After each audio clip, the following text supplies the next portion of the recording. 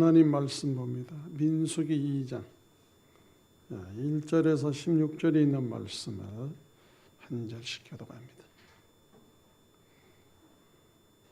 여호와께서 모세와 아론에게 말씀하여 이르시되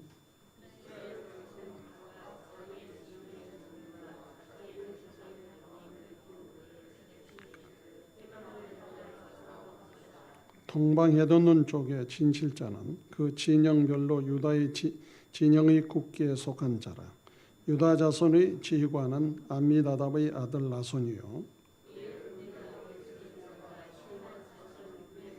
그 곁에 진칠자는 이사갈 지파라. 이사갈 자손의 지휘관은 수알의 아들 느다넬이요 그리고 스불론 지파라. 스불론 자손의 지휘관은 엘론의 아들 엘리압이요 유다 진영에 속한 군대로 계수된 군인의 수공계는 18만 6,400명이라. 그들은 제1대로 진행할지니라.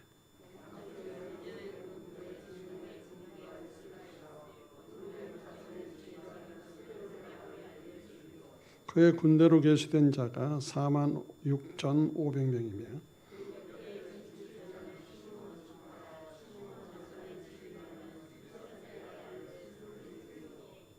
그 군대에 계수된 자가 5만 9,300명이며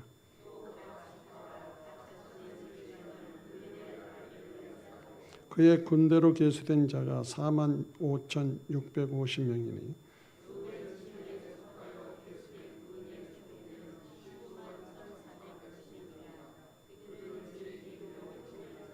아멘. 기도하겠습니다. 살아계신 하나님, 오늘도 주의 이름으로 우리가 모여 예배하게 하시니 감사합니다. 하나님의 영광이 이 시간 임하시고 모두에게 주의 만남의 역사와 이 시대를 이길 수 있는 힘을 더하여 주시옵소서. 더불어 종의 입술과 생각과 마음과 육체를 주관하시고 오늘 또 주의 말씀을 전하는데 성령으로 인도하여 주옵소서. 거룩하신 예수님의 이름으로 기도드리옵나이다. 아멘. 오늘은 진 배치입니다. 제목이 한 나라 중심으로 나가는 그러한 모습을 보여주는데 중요한 것은 한 나라의 왕의 중심으로 이제 배치가 된다 그 뜻입니다. 자, 출애굽기 25에서 40장은 이스라엘 백성들이 하나님께 율법을 받고 하나님의 지시대로 성막을 건축한 내용입니다. 이스라엘 백성은 시내 산기슭에서 1년 가까운 시간 동안 하나님의 말씀에 순종하며 그 말씀을 행위로서 보여줬죠. 또한 내일기의 기록에서 알 수 있듯이 그들은 성막의 운영과 관련하여 제사장 제도와 성결 법전을 계시받았습니다. 그러므로서 이스라엘은 하나님의 통치를 받은 최초의 신전 국가의 면모를 갖추게 되는 것입니다. 이제 이스라엘 백성은 시내 광야를 출발하여 약속의 땅 가나안을 향하여 발걸음을 옮겨야 했습니다. 본문은 이스라엘 백성이 각 지파별로 성막을 중심으로 치게 될 진을 어떤 위치에 어떤 형태로 취해야 하는지를 보여주고 있습니다.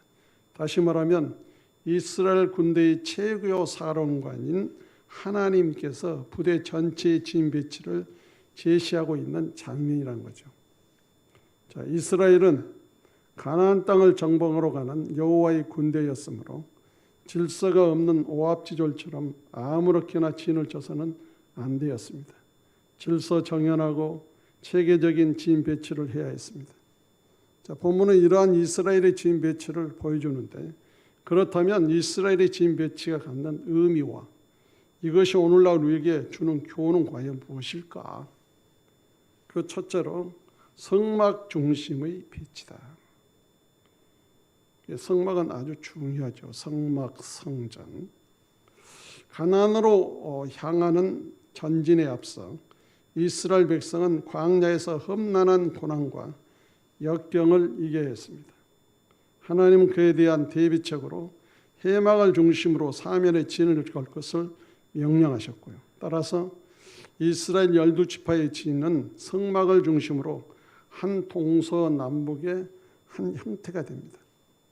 지인 중심의 성막에 자리한다는 사실은 하나님이 이스라엘 백성 가운데 항상 임재하신다는 상징적인 의미를 갖고 있습니다. 즉 성막은 하나님의 임재를 상징하는 곳이요, 하나님께서 통치하시는 보호자라고 할 수 있죠. 그러면 성막을 중심으로 지인을 치는 것은 무엇을 의미할까?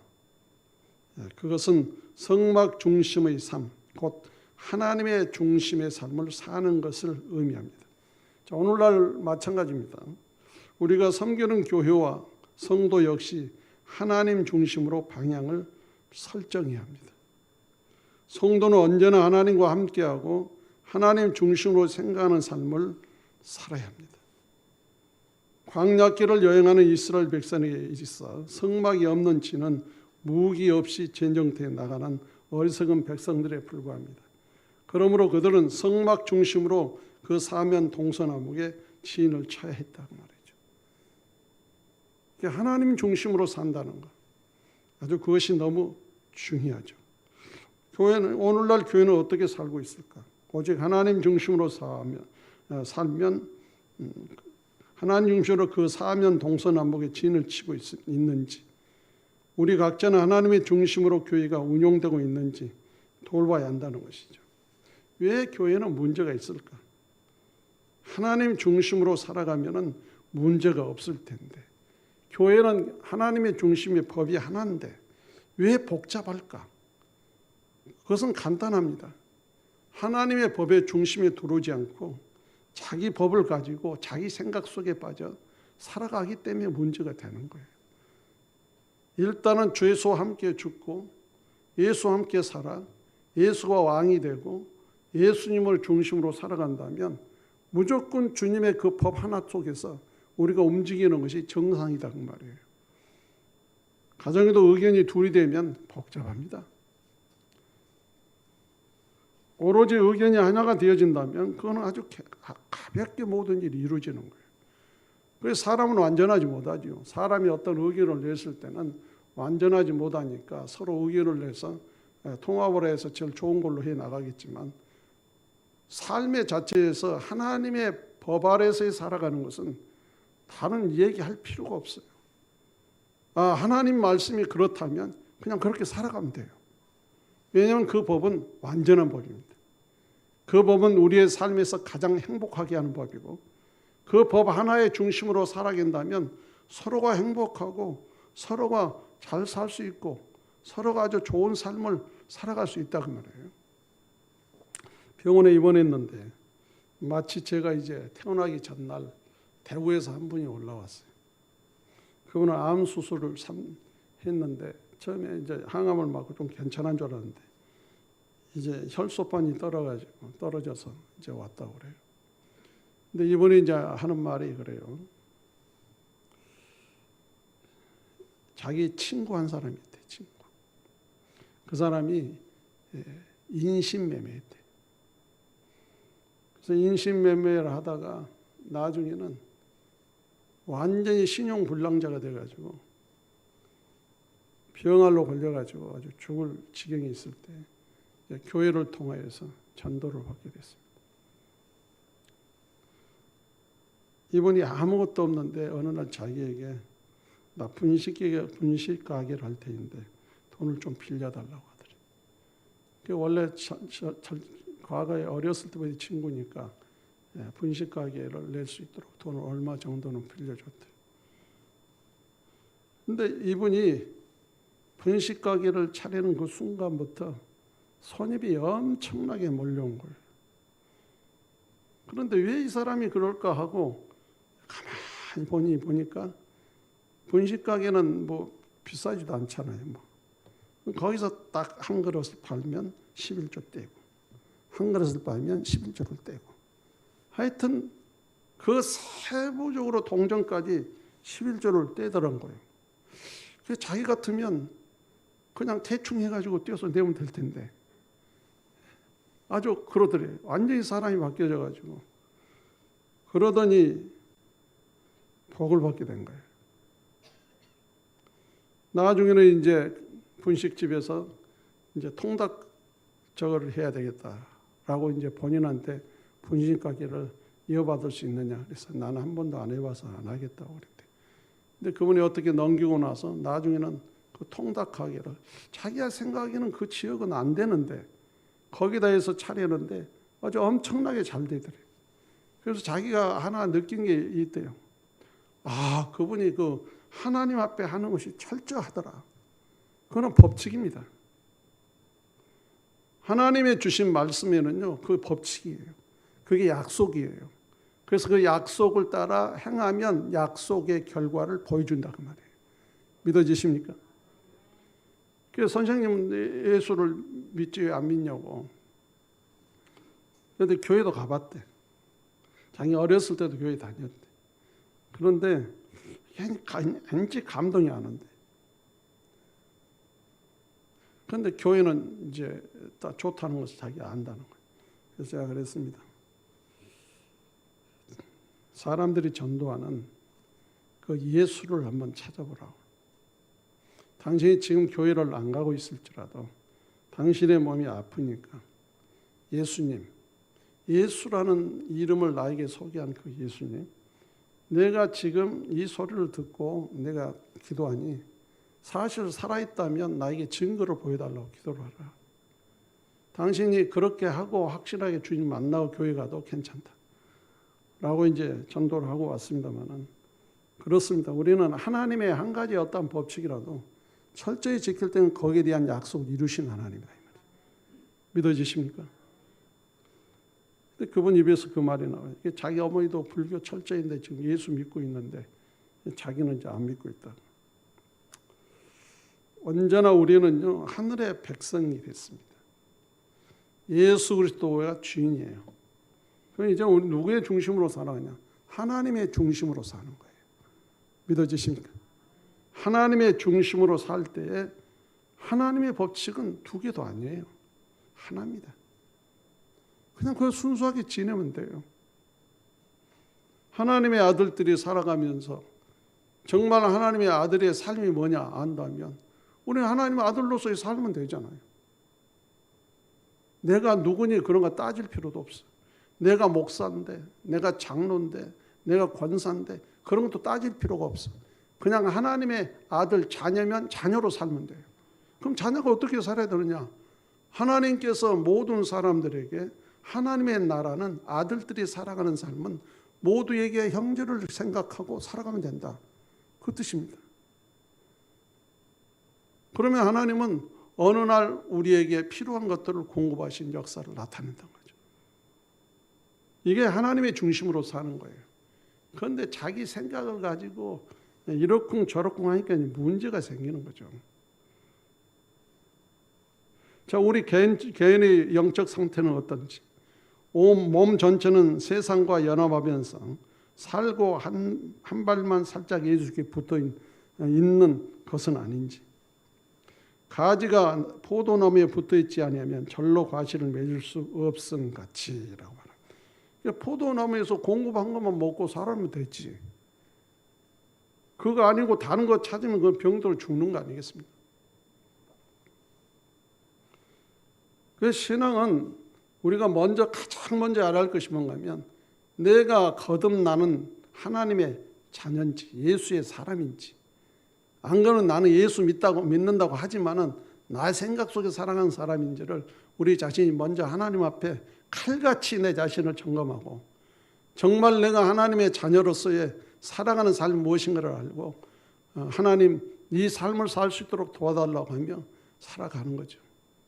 하나님의 자녀라 해서 어떤 고난이 없는 것은 아니에요. 왜? 사단이 가만히 있지 않지. 계속 공격을 하죠. 그러나 우리는 하나님의 법칙을 따라 살아가면서 하나님이 우리의 왕이시니까, 예수님이 우리의 왕이시니까, 우리의 군대 장관이니까 그분이 이제 뜻대로 가면은 모든 문제는 이제 해결하는 역사가 나타나는 거죠. 그래서 오늘 또 우리가 이 성막의 진 배치의 이 핵심은 뭐냐면은 하나님 중심으로 사는 것이다. 이렇게 살아가시기를 주의 이름으로 축원합니다. 두 번째는요, 유기적 연합을 위한 진 배치예요. 이스라엘 자손의 여호와께서 모세에게 명하신 대로 다 준행하여 각각 가족들과 종족을 따르며 그 길을 따라 진 지도하며 진행하기도 했더라. 이스라엘은 하나님이 모세에게 명했던 대로 성막을 중심으로 각각 세 지파씩 나누어 동서남북 사면에 진을 쳤습니다. 우리는 여기서 몇 가지 교훈을 얻을 수 있습니다. 먼저 이스라엘 12지파에는 각자에게 주어진 임무가 있었다는 사실입니다. 동방해돋는 편에 진친 유다 군대에서부터 북편 당 군대에 이르기까지 그들은 나름대로의 할 일이 있었습니다. 각 진영 내에서도 선임 지파가 있어 그 지파의 깃발 아래 나머지 지파들이 모였습니다. 이것은 직무의 크고 작은 차이일 뿐 우열의 차이가 아니었습니다. 이것은 마치 주인이 그 뜻대로 각 사람에게 크고 작은 일을 맡기는 달란트 비유와 같다는 거죠. 결국 이것은 각자에게 주어진 재능과 은사에 따라 최선을 다해야 함을 교훈하는 것입니다. 사도 바울은 이것을 몸과 각 지체들 간의 유기적 관계를 비유로 들어서 설명했습니다. 우리의 몸 중 덜기 여기는 게 없는 것처럼 우리 각자에게 주어진 임무에 충실할 필요가 있음을 염두에 두어야 한다는 것입니다. 두 번째는 유기적으로 연합된다는 것이죠. 이스라엘 진영은 성막을 중심으로 빈틈이 없었어요. 성막 중심의 이 진영 배치는 예배에서 적의 공격을 받는다고 할지라도 사면에서 능히 방어할 수 있는 진 배치입니다. 그러므로 성막을 중심으로 하는 이스라엘의 진영은 유기적인 연합이 필수적입니다.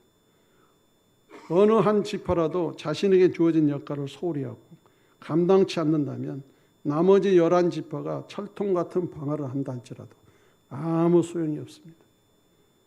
대적은 바로 비어있는 곳을 집중적으로 공격하여 마침내 이스라엘의 진영을 넘어뜨릴 것이기 때문입니다. 따라서 각 지파는요, 자신의 이치를 지키는 것이 이스라엘 진영을 지키는 것임을 알고 그 자질을 사수하는 거죠. 그래서 살아있는 하나님의 나라의 백성의 삶은 각자 자기 이치가 있어요. 그래서 우리가 몸을 보아도요, 몸의 모든 기능이 자기 이치에서 자기 활동을 하잖아요. 그런데 어느 한 곳에서 그거를 못하다 보니까 다른 데 피해가 돼가지고 문제가 생긴 거예요. 제 병을 이제 말씀을 드렸습니다만은 크게 말하면은 심부전증이에요. 심부전증. 왜냐하면은 이제 혈액이 제대로 공급이 제대로 안 되면은 이 심장이 그게 이제 좀 그 힘을 위해서 하다 보니까 그 심장의 그 근육이 두터워지는 거예요. 근육이. 그러면서 이제 그 일을 하는데 그게 이제 두터워지다가 나중에 완전히 더 이제 이 펌프질을 못하면 그냥 가는 거예요. 그런데 이것도 이 심장에서만 문제가 아니라 제가 막 이제 찾아서 읽어보기도 하니까 이제 간장에 문제가 있어도 그것을 공급하지 못함으로 그런 문제도 있고 그러더라고요. 일단은 이런 모든 육체의 몸에 기능이 한 곳이 약해지면요, 다른 곳에 영향을 줘서 문제가 생겨요.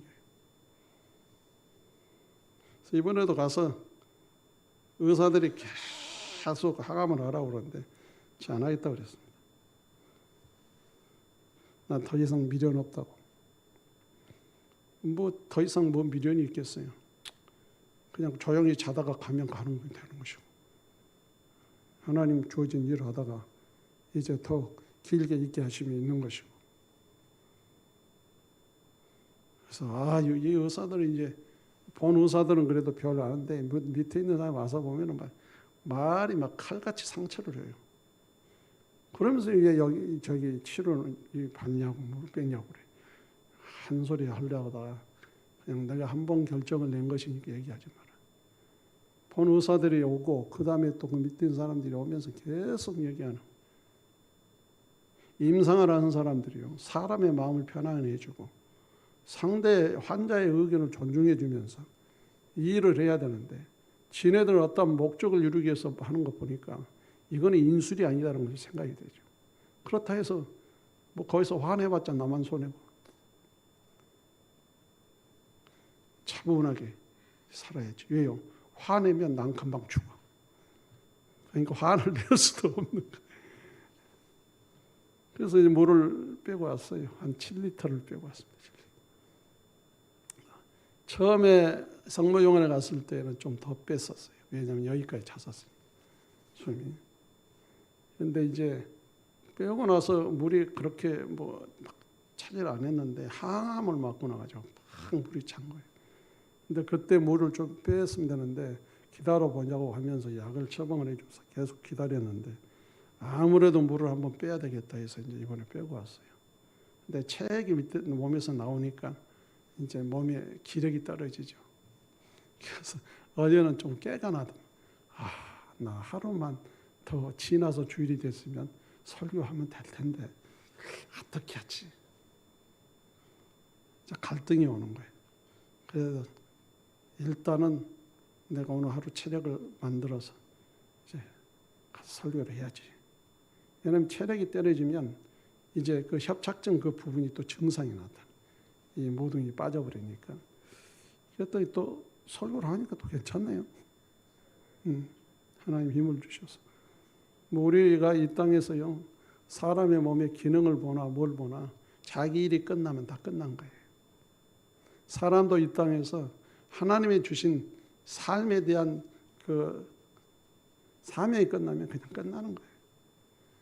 우리는 이 땅에 생명이 있다는 자체는요, 움직이면서 자기 사명이 있는 거죠. 우리에게 주어진 사명 잘 감당하시기를 주의 이름으로 축원합니다. 마지막은요, 상호 간의 연합과 질서와 조화를 위한 짐 배치. 성막을 중심으로 한 짐 예열을 보면 하나님의 자상한 성품을 발견할 수 있습니다. 하나님은 동서남북 네 방향의 진영을 각각 야곱의 아내들과 첩들의 후손 지파를 고려하여 배치하였습니다. 동쪽 진영에는 레아의 아들들인 유다, 이사갈, 스불론 지파들, 서쪽 진영에는 나엘의 아들들인 요셉의 자손 에브라임과 므낫세 그리고 베냐민 지파를, 남쪽 진영에는 레아와 그의 몸종 실바의 아들들인 루벤, 시몬 갓지파를, 마지막으로 북쪽 진영에는 레아와 라헬의 몸종인 실와 비라의 후손들인 단셀, 납달리 지파를 배치했습니다. 이렇듯 하나님은요, 온 이스라엘 지파가 서로 연합하여 하나가 될 수 있도록 조치를 취했다는 거죠. 실로 하나님을 왕으로 모신 거룩한 공동체는요, 평안이 매는 줄로 성령이 하나 되게 하신 것을 힘써 지켜야 하라는 에베소 4장 3절로 4절에 있는 말씀과 같이 살아야 돼요. 평안에 매는 줄로 성령의 하나 되게 하신 것을 힘써 지키라. 여러분, 이렇게 살아가시기를 주의 이름으로 축원합니다. 이스라엘 백성 중 20세 이상 군인으로 참전한 있었던 사람의 수요는요, 60만 3,550명이었습니다. 따라서 이스라엘 전체 백성의 수는 200만 내지 300만 명 정도 되었을 것입니다. 이렇게 수많은 집단이 한꺼번에 이동 수행한다는 것은 여간 어려운 일이 아니었을 것입니다. 그러나 하나님은 무질서하고 혼란해질 수 있는 이 대집단을 효율적으로 관리하고 질서 있게 진행시켜 각기 이해, 진행과 수경에 따른 특별 지침을 마련해 주셨습니다. 뿐만 아니라 동서남북 각 방향의 인구수를 수요가 많은 지파와 적은 지파를 조화롭게 결합시킴으로써 어느 한쪽으로 치우치지 않도록 균형 있게 배치하였습니다. 실로 하나님은 아무리 쉬운 일이라도요, 각 지파가 서로 도와 부족한 점을 보완하도록 함으로써 전체적인 조화가 이루어지게 하셨죠. 하나님은 죄와 허물의 결과물인 혼란과 부조화를 원치 않으신 하나님. 그래서 하나님께서는요, 성도들이 질서 있게 신앙 여정을 완수해 가기를 원하시고, 동시에 성도 상호 간에 강한 자가 마땅히 연약한 자의 약점을 담당하기를 원하신 하나님이라는 거죠. 그래서 하나님의 나라는 하나입니다. 하나. 둘이 아니에요. 왕이 하나고 신이 하나면 또 그분의 법이 하나인데 다른 거 끌어들여 말할 필요가 뭐가 있겠어요. 전부 다 문제는요, 인간의 이게 생각에서 나오는 말, 인간의 환경에서 나오는 말, 이런 것을 가지고 문제가 일어나는 거예요. 한마디로.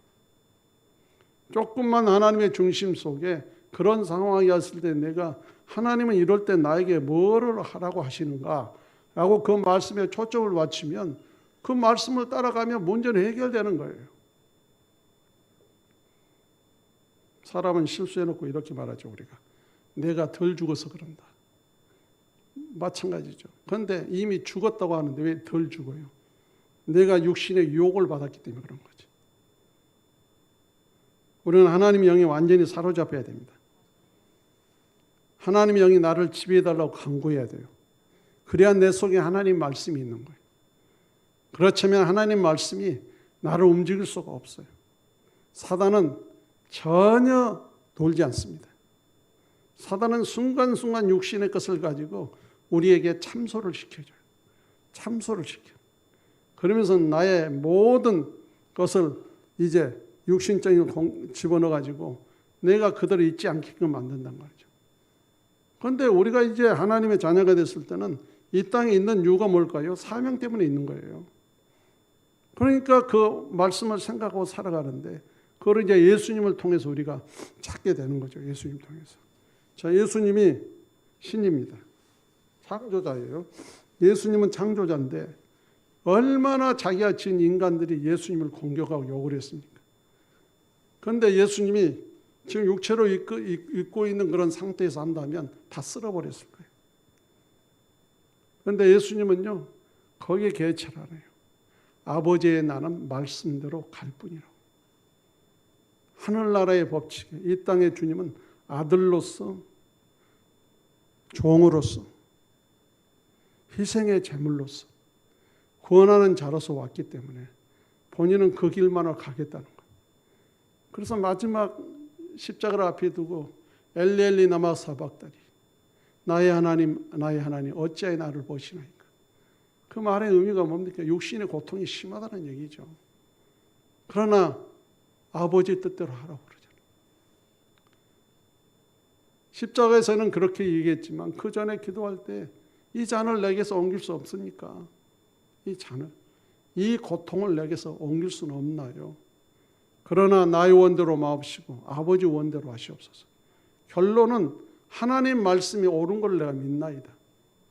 나는 하나님 말씀을 따라가는 것이 내가 원칙인 줄 압니다.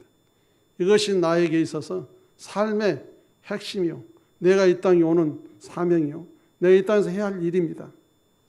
오늘 또 우리가 이 땅에서 예수를 믿고 나서 이제 주로부터 복을 받으면 된다? 그거 아니죠. 이미 복을 받는 존재가 복 있는 삶을 살아야 더해지는 복이 내게 찾아오는 거예요. 믿어지십니까? 이걸 알아야 돼요. 이걸. 그릇은 안 돼가지고 육신의 것 부어줘봐요. 주님의 모든 그 아름다운 거룩성을 더럽힐 수밖에 없는 거예요. 그래서 우리는 복을 받지 않는 자가 아니라 영원한 생명을 복을 받는 자예요. 어떤 것보다 귀하고 값진 것을 받은 자입니다.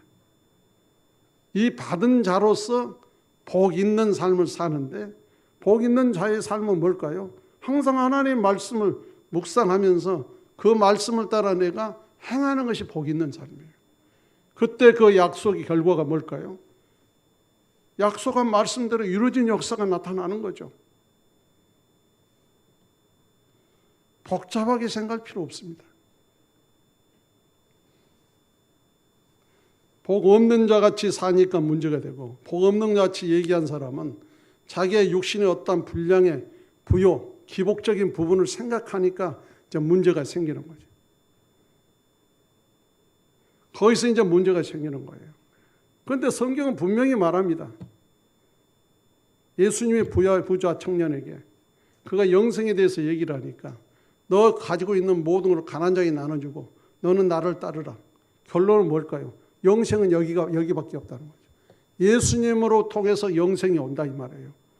그러면 예수님을 온전히 모시는 것이 나의 영원한 복이고, 그 영원한 복을 가지고 살아갈 때 더해지는 역사가 나타난 거죠. 여러분, 이스라엘 백성이 애굽에서부터 나올 때 하나님을 의지했기 때문에 자기들은 먹고 살 수 있었던 거예요. 그들이 하나님을 따라 이렇게 살아갔기 때문에 가나안 땅에도 들어갈 수 있었던 거고, 땅을 차지할 수도 있었던 것이고, 거기서도 하나님을 바로 섬겼다면은 하나님께서 때를 따라 비를 내려주시고 양식을 공급하게 해주실 터인데, 그들이 하나님의 말씀의 중심 안에 서지 않고 흐트러져 버리니까 또 문제가 생긴 거잖아요. 우리가 구약 역사를 이제 보게 되면 그걸 깨닫게 되고, 또 수요일 날은 이제 성경이 읽어지는 동안에서 여러분들이 이제 공부를 하게 되지만, 성경을 계속 보면요, 그것밖에 없어요. 하나님의 중심, 성막 중심, 성전 중심. 결론은 하나님의 중심. 하나님이 임재해야 그게 성전이지, 하나님이 임재하지 않으면 그건 성전이 아니다 그 말이에요. 그럼 하나님이 임재해 있다면은 그 속에서 하나님의 말씀이 나와야 되고, 하나님 말씀에 의해서 움직여야 되는 것이 하나님의 성전이지. 우리는 고린도전서 보면은 우리가 하나님의 성령이 거하는 전이라고 얘기하잖아요. 그러면 성령이 내 안에 있다면은, 성령이 나를 지배했으면 하나님의 다스림 속에 내가 이끌림을 받아야 그게 하나님의 전이지, 하나님의 신의 전이지. 하나님의 신이 없는 상태에서 내가 믿는다고 하면 얘기하면서 내 것을 가지고 살아간다면, 그거는 다시 한번 생각을 해보고, 하나님 앞에 내가 하나님 말씀을 펴놓고 진심으로 내가 진짜 하나님이 나의 주인인지, 내가 주인지를 생각해 볼 수 있는 그러한 기회가 필요하다고 말입니다. 여러분, 예수님이 정말 나의 주인이라면 예수님의 법칙을 따라 살아가시기 바랍니다. 세상에 유혹하는 것이 너무 많아요. 내 육신적인 일을 건드리면서 여러 할 일을 내게 하는 것도 많습니다. 그런데요, 거기에 빼앗기면 안 돼요. 이 사단의 아주 강교한 거대요. 넘어가면 안 돼요. 그래서 우리는 하나님께서 질서 있게 주는 모든 이러한 자리에서요, 함께 여정을 하는, 천국을 가는 길에 서로 강한 자느냐 마땅히 약한 자의 약점을 담당하기도 하고, 서로 이렇게 돌보면서 살아가는, 이것이 하늘나라의 삶이죠.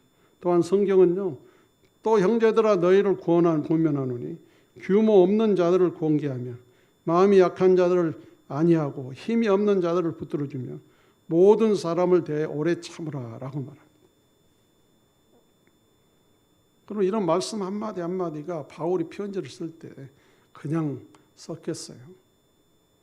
타당성 있는 말씀을 보내서 그들의 해결책에 대해서 말씀을 보낸 거지. 자, 오늘날 우리들은요, 영원한 하늘 가나안을 소망하고 광야 같은 인생길을 걸어가는 영적 이스라엘 백성입니다. 따라서 이스라엘의 광야 진배치는 우리에게 많은 교훈을 줍니다.